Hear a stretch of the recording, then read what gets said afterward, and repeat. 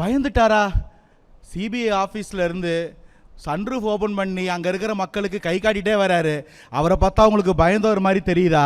இல்லைனா என் இனமான சொந்தங்களே, வலசரவாக்கம் காவல் நிலையத்துக்கு வாங்கன்னு சொன்னாரே, அவரை பார்த்தா பயந்தவங்க மாதிரி தெரியுதான்னு நீங்கள் முடிவு பண்ணுங்கள்.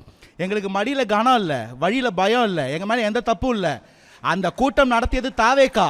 அங்கே காவல்துறையின் ஃபெயிலியரால் ஒரு அசம்பாவிதம் நிகழ்ந்திருக்கு, அதில் சதி இருக்குன்னு நினச்சி நாங்கள் உச்சநீதிமன்றம் போயிருக்கோம். அங்கே ஒரு விசாரணை நடந்துக்கிட்டு இருக்கு. அங்கே காவல்துறை தான் விஜய் சாரை கிளம்ப சொல்லுச்சுன்னு இன்னைக்கு அறிக்கை சப்மிட் ஆயிருக்கு. அதை பேச மாட்டோம். விஜய் சார் அந்த மேடையில் இருந்தார், அவர் விட்னஸாக நீங்கள் என்ன பார்த்தீங்களோ வந்து சொல்லுங்கன்றாங்க, போய் சொல்லிட்டு வர்றாரு பயப்படாமல். சம்பந்தமே இல்லாமல் செந்தில் பாலாஜி அவர்களுக்கு சம்மன் வந்திருக்கு, அவர் போயிட்டு வந்திருக்காரு. அப்போ இதில் அவருக்கு ஏதாவது தொடர்பு இருக்குமான்னு கூட யாருமே பேசலையே. யாருமே பேசலாம் பரவாயில்ல.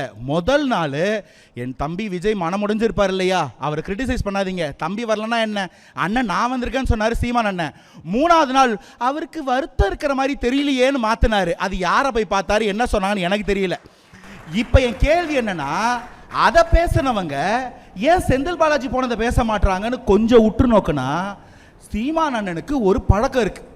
எப்பப்பெல்லாம் யார் யாரெல்லாம் திமுகவை எதிர்த்து பேசுறாங்களோ அவங்களையெல்லாம் போட்டு அடிக்கிறதுக்குன்னே ஒரு ஆர்மி வச்சிருக்காரு. அதுதான் நாம் தமிழர். நல்லா கவனிச்சு பாருங்க. அன்னைக்கு திமுகவை எதிர்த்து வரப்போறேன்னு ரஜினி சார் சொன்ன உடனே அவரை என்னென்ன வார்த்தைகள் வசைப்பாடி இருப்பாங்கன்னு நான் சொல்லணுமா? அவர் காதலை இன்னைக்கு கேட்டார்னா கண்ணு கலங்குவார், அப்படி பேசியிருந்தாங்க. அதெல்லாம் நான் சொல்லணுமா?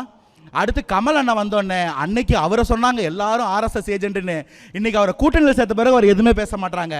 அன்னைக்கு கமல் அவர்களை எதிர்த்தாங்க, இன்னைக்கு எதிர்க்கிறாங்களா? அன்னைக்கு திமுகவை எதிர்க்கிறதுக்கு கேப்டன் நிற்கும் போது கேப்டனை என்னென்ன வார்த்தைகள் திமுகவும் நாம் தமிழரும் இந்த ஊடகங்களும் பேசியிருக்கோம். இன்னைக்கு வந்து கேட்குறாங்க எங்க கேப்டன் ஐயோ தங்கத்தை மிஸ் பண்ணிட்டோமேன்னு. அதைத்தான் நாங்களும் சொல்றோம், வசைப்பாடி தங்கத்தை மிஸ் பண்ணிட்டீங்களே, இந்த வைரத்தையாவது காப்பாத்துங்க அப்படின்னு தான் நாங்கள் சொல்றோம். அன்னைக்கு பேசினவங்க போது கத்தி கப்பல் விட்டாரா, கபடி டீமுக்கு கேப்டனா இருந்தாரான்னு கேட்டாரு. இன்னைக்கு என் கேப்டன் எங்க கேப்டன் எங்கேருந்து மாறுச்சு?